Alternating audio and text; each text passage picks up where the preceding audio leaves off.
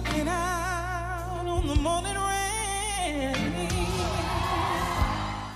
Behold, the 2026 season of The Voice has officially begun.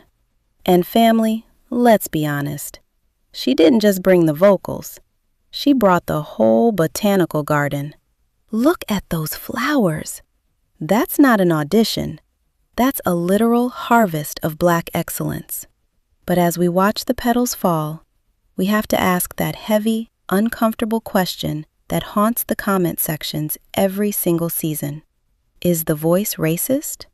Now, before you answer that, stop. Because on the surface, the evidence looks damning. 26 seasons, hundreds of chairs turned, thousands of riffs, but 0 African American female winners. But here is where the mystery gets strange. If we look back at the very beginning, the show actually started with a Black blueprint.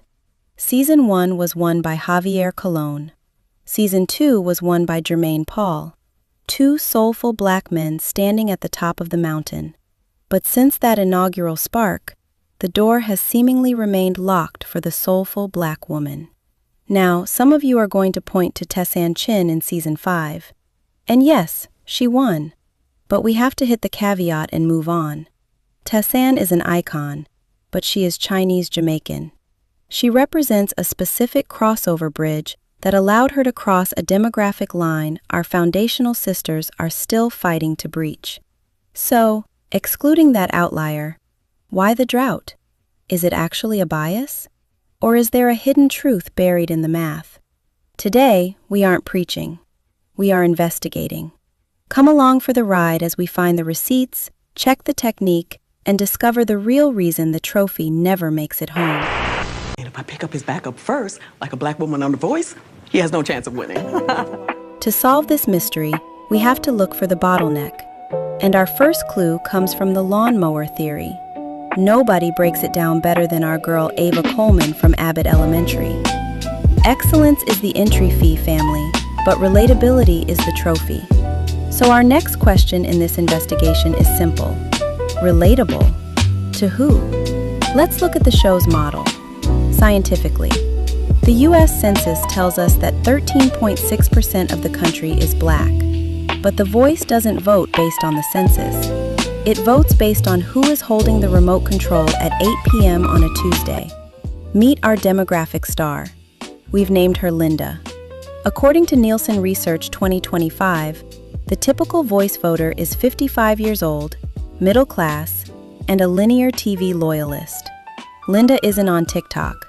Linda isn't streaming on Spotify.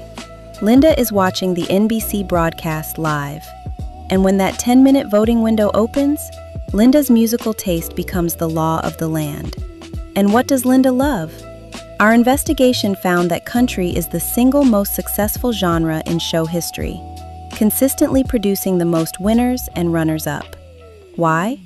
Because it aligns perfectly with the linear TV habits of the primary voter. R&B and soul? They are the global kings of streaming, but on linear TV, they are playing an away game. But here is where the investigation gets deep. We have to talk about the technique. Because there is a myth that Black women just have a voice, as if it's a natural resource that requires no effort. The truth? Black girl singing is a specific, high-level technical discipline.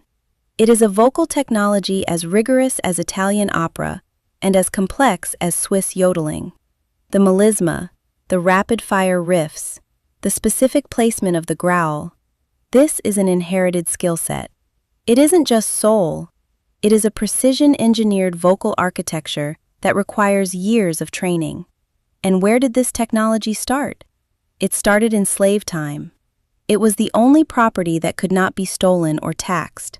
It was the sound of the field spirituals, where vocal endurance was a matter of survival. And here is the irony we discovered. The slave is the primary sound of all American music. The genres Linda loves? They wouldn't exist without the Black blueprint. Sister Rosetta Tharpe literally invented the rock and roll guitar style. Big Mama Thornton gave us the raw authority of hound dog before it was sanitized for the mainstream. Country music? It's built on the bones of black blues. So when these women stand on that stage, they are bringing the raw, unfiltered authenticity of the old world and the new. They are bringing the truth. But our investigation found a major problem. The truth is the very thing that makes Linda uncomfortable. Globally, R&B and hip-hop dominate the world. But Linda? According to YouGov, her net popularity score for classic rock is a +80. Country? A +45. But R&B and soul? That engagement drops to a measly 8%. You see the discovery? When a black woman delivers a technical masterclass, she is singing the very foundation of American music, but she is singing it in a language that 92% of the voting room refuses to learn. Linda doesn't want a masterclass. She wants a story that feels like her morning commute. She wants a song she can hum while she fixes her lawnmower. Our research has proven that the show isn't just racist in a simple way. It's a structural time capsule. We call them vocal athletes, but they are actually the master builders.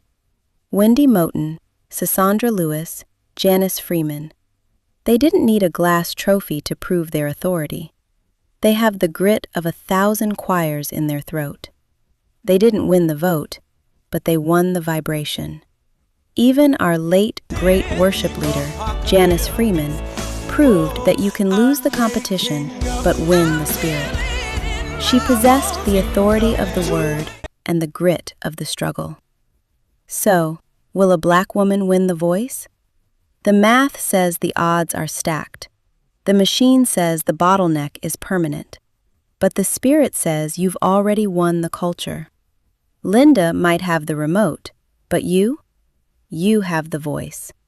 To our flower queen and the 60 icons in our Hall of Fame, sing on. Your due season is eternal. This is African Americans Anonymous. The research is done. The melody is ours.